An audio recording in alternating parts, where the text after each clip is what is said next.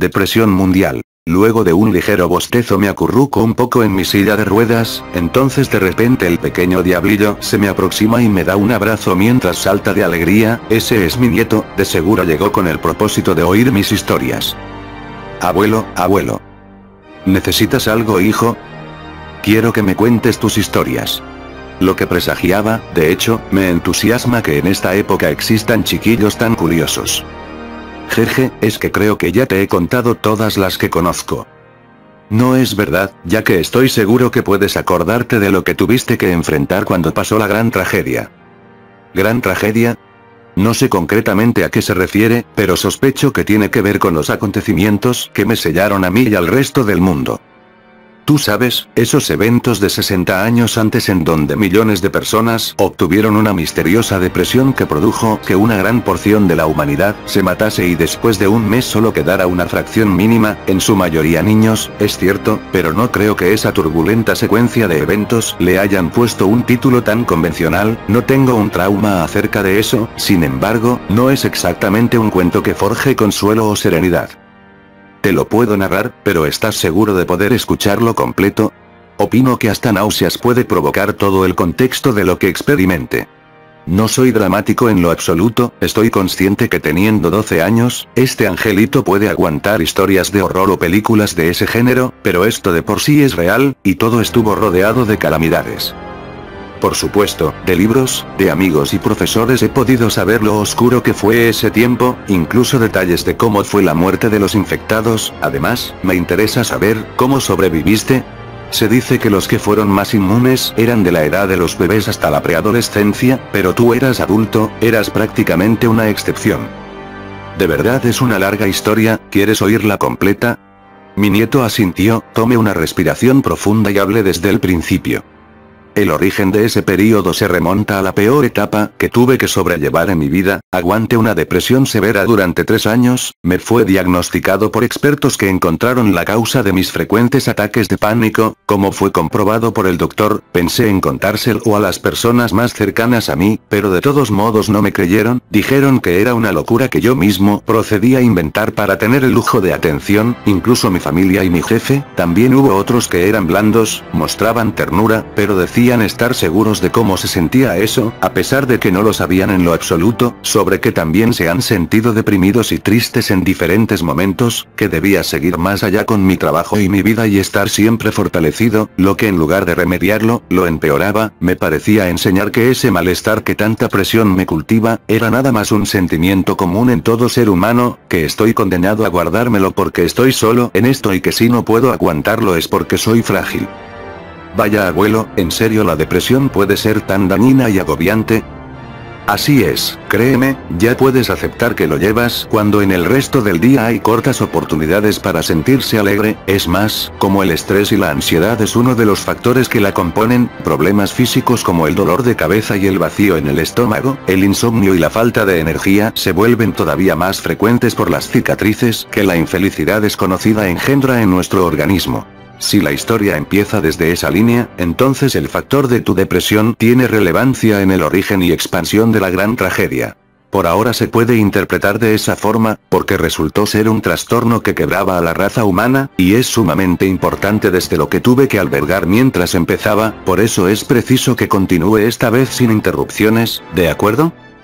Como gustes. Toda la sombra de voces inquietantes se prolongaba día, tarde y noche, procedía a aislarme a cada paso, no hubo un proceso de mejora, mis aullidos solicitando socorro se atascaban más en mi garganta, las personas que más valoraba me dieron la espalda, indicaron que solo me reprimía a partir de mi propia voluntad. Luego se unió mi terapeuta que estuvo decepcionado de mí, fue más estricto, expresó que yo estaba normal totalmente, contradiciendo su antiguo análisis, que arrojara de mi mente ese sobrepensamiento y los prejuicios que arraigue. Señaló que lo menos que requería era sus medicamentos antidepresivos, cuando los usé por primera vez fue eficaz, pero cuando se transformó en costumbre, dejaron de ser funcionales.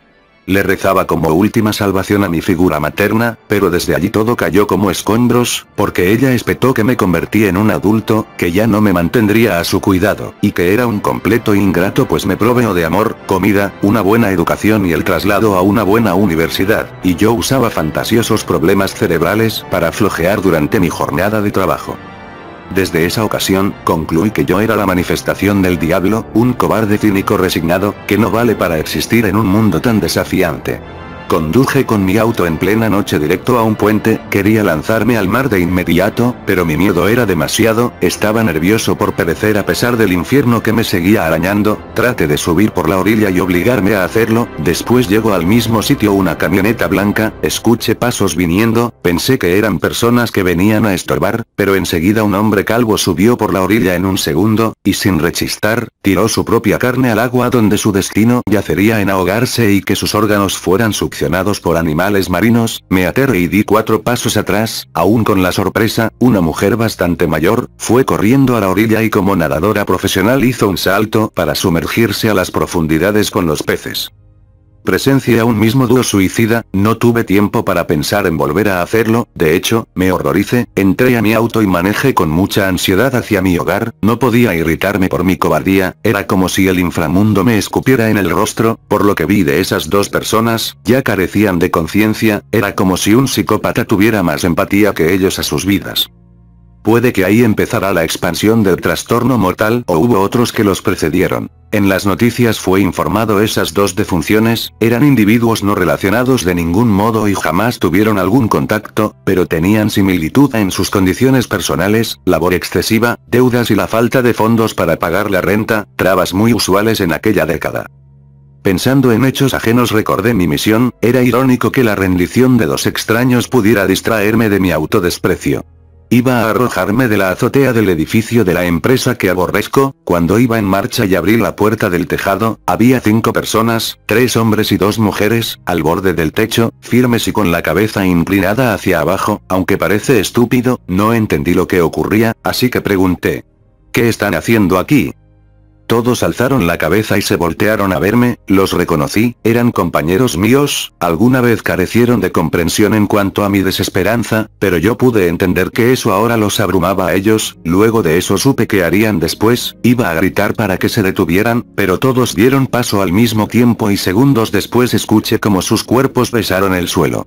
Entré en pánico y notifiqué del veloz acontecimiento, todos junto al jefe salimos afuera y vimos gráficamente a 5 moribundos durmiendo boca abajo, mientras la sangre sale y retoca la calle gris con rojo, tanto los empleados, el patrón, y las personas que sin previo aviso notaron la fatal caída de pájaros que no pudieron volar, gritaron fuertemente.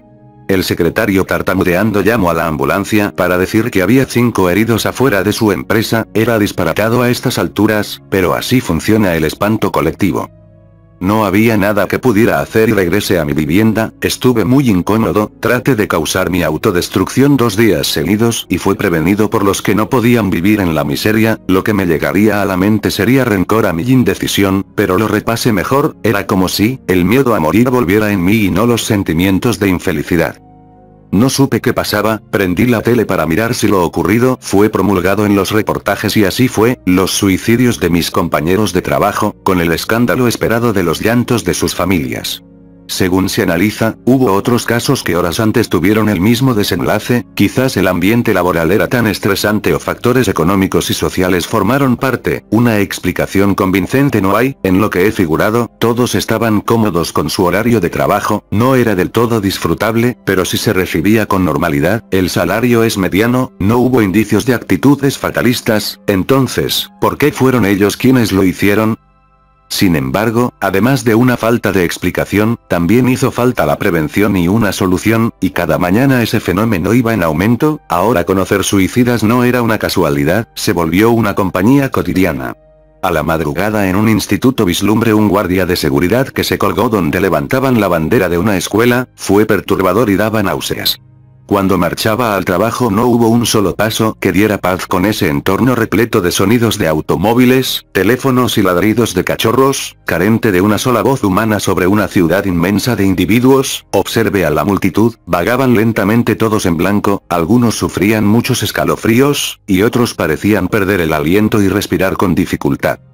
Al entrar en mi oficina el ambiente externo también irrumpió el interior de la empresa y la autoestima de sus empleados.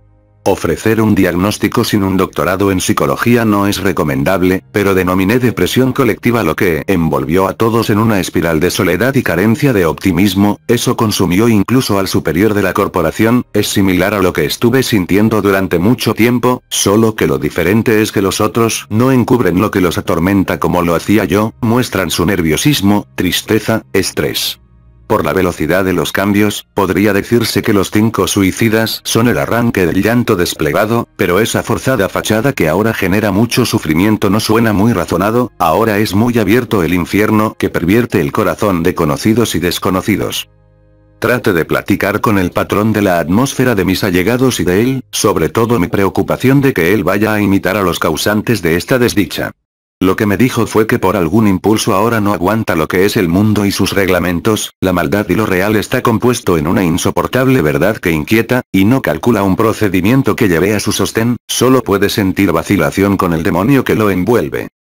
Por lo dicho, me resigné, no había nada que pudiera hacer para rescatar al empresario y sus empleados, su destino ya estaba apuntado, decidí retirarme. Antes de salir me asombró con estas palabras. Antes eras como el muerto viviente de nuestra labor, ahora pareces el ser más vivo de nuestra generación. ¿Cómo dice? Pregunté ante ese extraño comentario. Que seguramente serás el único superviviente del estallido de la humanidad.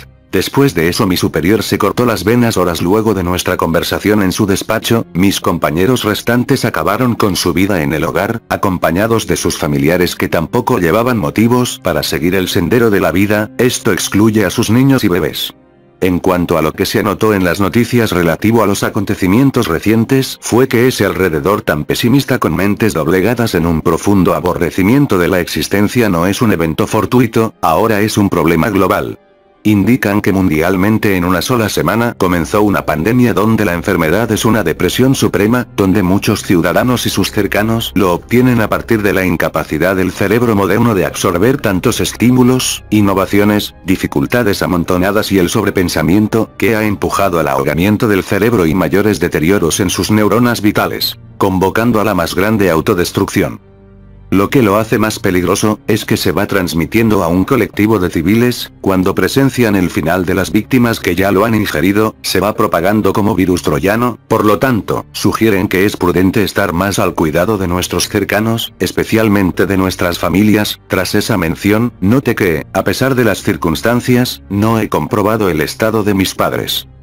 Conduje hasta su hacienda, toqué el portón mas nadie contestó o la abrió. Al girar la manija la puerta estaba abierta. Ellos nunca dejarían la puerta abierta si no estuvieran, o si estuvieran dentro ocupados en algo o durmiendo. Me dio mala espina así que entré. El espacio de la sala era sombrío, puesto que los focos andaban apagados por doquier, pero si había luz en lo que antes era mi cuarto. Fui hasta allí y al pasar, pude ver a mi madre sentada en la cama, llorando con las manos tapando su cara. Sentí pena por ella y pregunté qué le ocurrió. Cuando giré mi vista a otra dirección, sobre el piso encontré las consecuencias de mi tardanza.